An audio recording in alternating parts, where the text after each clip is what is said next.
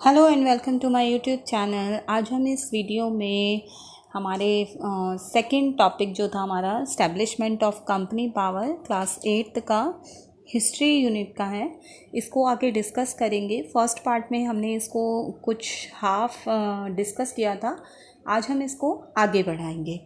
तो बिना किसी देरी के अपने टॉपिक को हम आगे बढ़ाते हैं।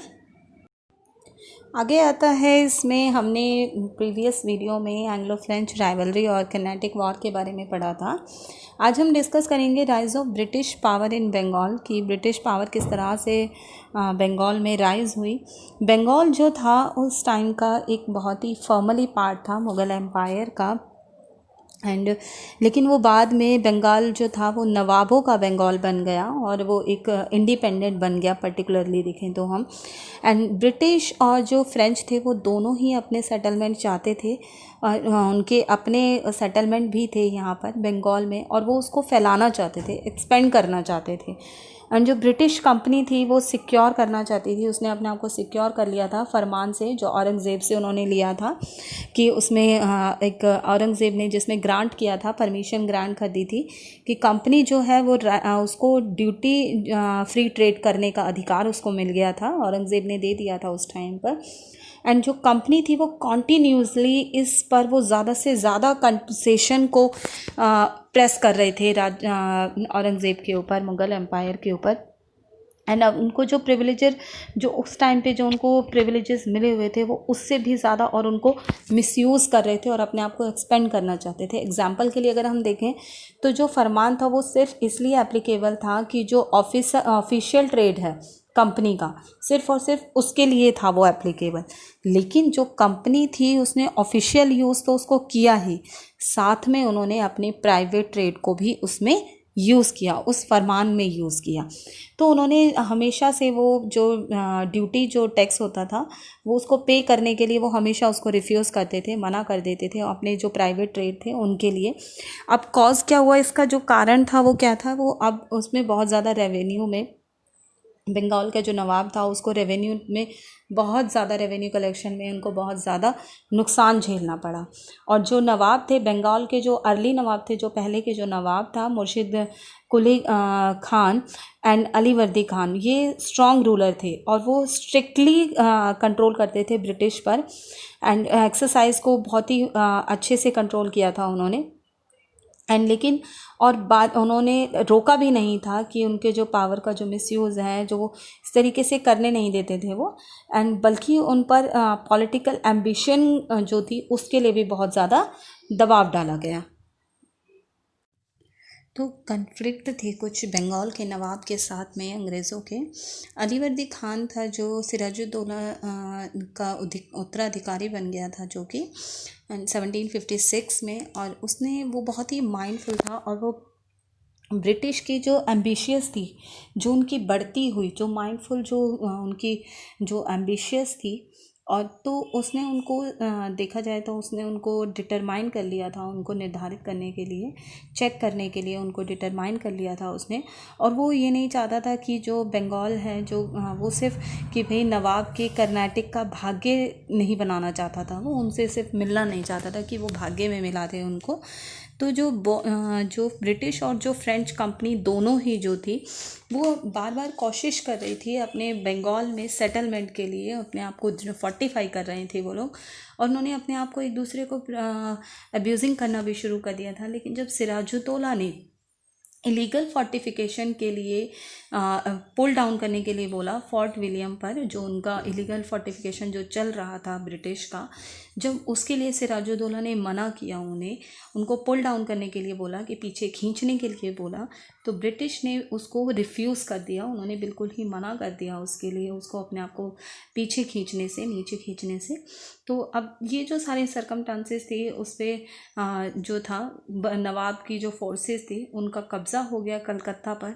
और उस टाइम पर जो कलकत्ता था वो एक छोटा सा गांव था। ऐसा नहीं है कि कलकत्ता उस टाइम पे बहुत ज़्यादा बड़ा था या फिर उस टाइम पर कैपिटल थी, नहीं, वो सिर्फ एक छोटा सा उस टाइम पर गांव था।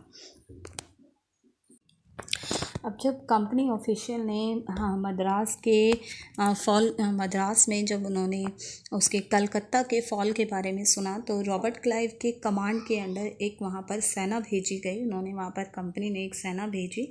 अब काफ़ी लंबी बातचीत के बाद में भी वो जो रिज़ल्ट्स थे उसके कुछ नहीं निकले, वो सब कुछ फेल हो गया। तो रॉबर्ट क्लाइव ने अब डिसाइड कर लिया था सिराजुद्दौला को उसकी सीट से एलिमिनेट करने के लिए। वो जो सारा उस टाइम पे पॉलिटिकल सीन जो चल रहा था उस जगह से, उस थ्रोन से हटाने के लिए, एलिमिनेट करने के लिए उसने डिसाइड कर लिया था रॉबर्ट क्लाइव ने।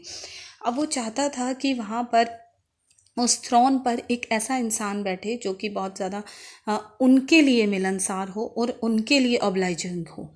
तो उन्होंने एक जो रॉबर्ट क्लाइव था उसने एक कॉन्स्पिरेंसी रची, एक कॉन्स्पिरेंसी की और उसमें उसने नवाब की ही कोर्ट के कुछ मेंबर्स को शामिल किया, जिसमें मीर जाफ़र था, राय दुर्लभ जो कि जनरल नवाब थे उस टाइम पे, मानिक चंद जो कि ऑफिसर इंचार्ज था कलकत्ता का, अमी चंद एक रिच मर्चेंट था, जगत सेठ एक बिगेस्ट बैंकर था बंगाल का। ये सभी को शामिल किया गया और डिसाइड किया गया कि मीर जाफ़र को बंगाल के थ्रोन पर बिठाया जाएगा।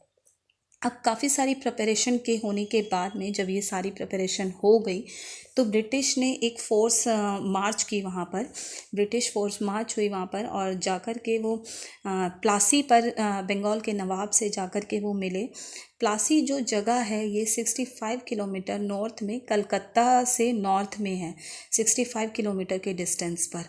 अब 23 जून 1757 को वो जाकर के मिले जब प्लासी पर, तो बैटल ऑफ प्लासी वहाँ पर लड़ा गया। वो क्योंकि वो सिर्फ इसीलिए इसका नाम भी पड़ा बैटल ऑफ प्लासी, क्योंकि वो उस जगह पर, जिस जगह पर ये लड़ी गई थी बैटल, उस जगह का नाम प्लासी था।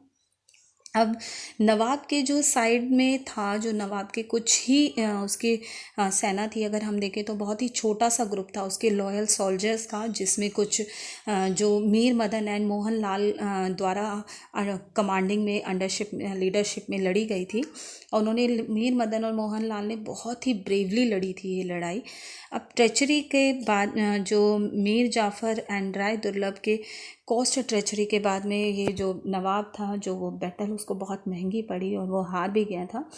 अब सिराजुद्दौला जो था वो भाग गया वहाँ से, लेकिन उसको बाद में पकड़ लिया गया था एंड उसको मार दिया गया था।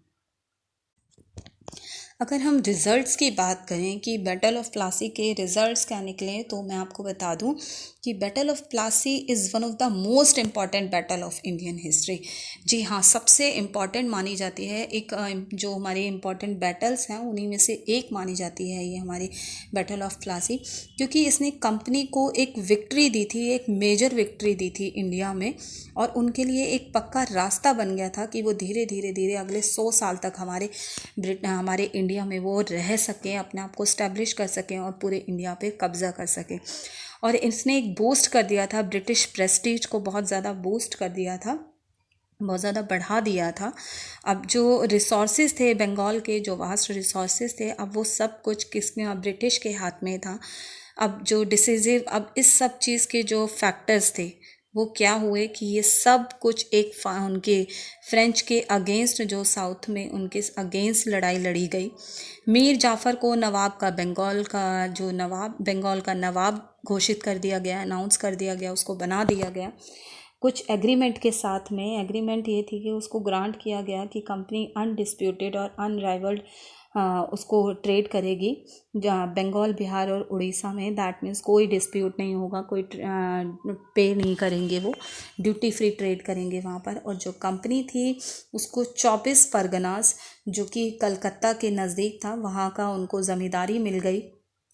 एंड इसके और उनको 1,77 lakh rupees, that means 1,77 lakh rupees as a compensation भी मिला उनको, क्योंकि कलकत्ता के अटैक की वजह से कंपनसेशन जो था उसको ब्रिटिश को मिला, ट्रेडर्स जो थे सिटी के उनकी तरफ से। और ये एक बहुत ही गिफ्ट के, एक large sum as a gift के रूप में उनको मिला।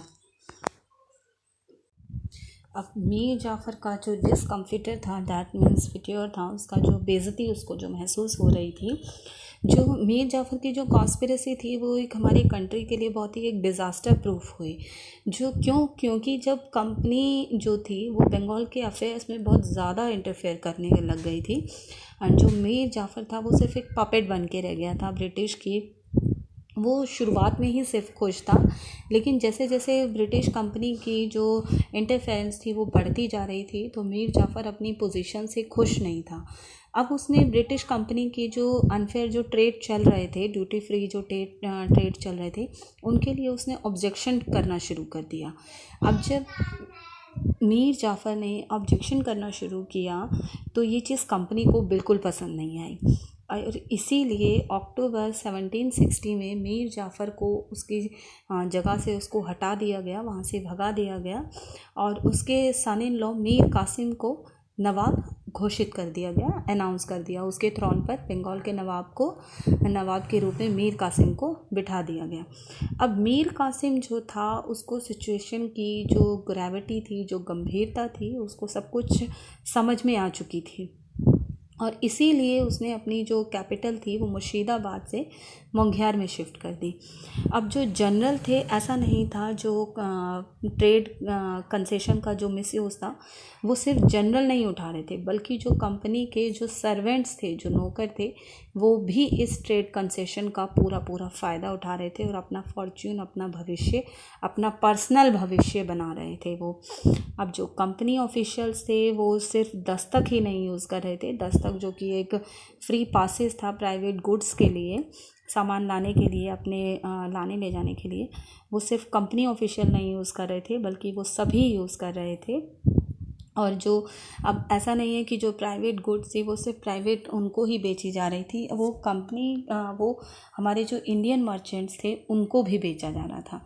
अब रिज़ल्ट इसका क्या हुआ, जो नवाब की जो इनकम थी वो धीरे धीरे गिरती चली गई, बहुत कम होती चली गई, और जो हमारे इंडियन मर्चेंट्स थे वो बहुत ही बुरी तरीके से अफेक्ट होना शुरू हो गए।